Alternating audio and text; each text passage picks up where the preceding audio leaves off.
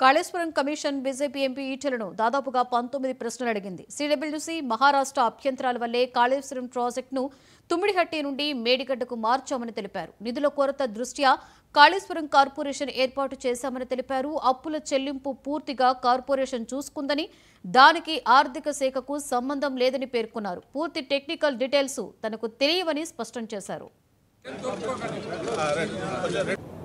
మహారాష్ట్ర ప్రభుత్వం అభ్యంతరాలు చెప్పడం వల్ల ఆనాడు మహారాష్ట్ర భూములు మునుగుతైన నెపంతో ఆనాడు శాంక్చురీ పార్క్ ఉందని చెప్పి ఆనాడు 152 మీటర్ల నుంచి 140 మీటర్లు తగ్గించాలన్నప్పుడు తెలంగాణ అవసరాలకు ఆనాడు ప్రభుత్వం చేపట్టిన ప్రాజెక్టులకి 16,50,000 ఎకరాల నీళ్లు కావాలని, 10 టీఎంసీల నీళ్లు రూరల్ ఏరియాకు తాగునీళ్ళ కోసం కావాలని, 30 టీఎంసీల నీళ్లు హైదరాబాద్కు కావాలని, 15 టీఎంసీల నీళ్లు ఇండస్ట్రీస్ కావాలని చెప్పి అయితే కోరిండ్రో అవి ఫుల్ఫిల్ కావు అని చెప్పి CWC report, irrigation department report వచ్చినప్పుడు కేసీఆర్ గారు అన్నాడు ముఖ్యమంత్రిగా ఒక మంత్రివర్గ ఉపసంఘాన్ని వేసిండు.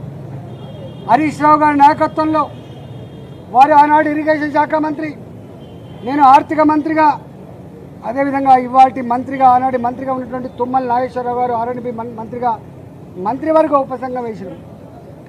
మంత్రివర్గ ఉపసంఘం సిడబ్ల్యూసీ రిపోర్ట్లు, ఇరిగేషన్ డిపార్ట్మెంట్ ప్రతిపాదనలు, వాళ్ళ అవసరాలన్నీ కూడా మా ముందుకు పెట్టినప్పుడు మేమన్నాం, ఒకవేళ కనుక ఈ తుమ్మిడిగట్టి చేవెళ్ళ మన అవసరాలని తీర్చకపోతే మరో ప్రత్యామ్నాయ మార్గాన్ని అన్వేషించమని చెప్పినప్పుడు వారు అనేక రకాల సర్వేలు చేసి, అది టెక్నికల్ వాళ్ళు కాబట్టి ఇవాళ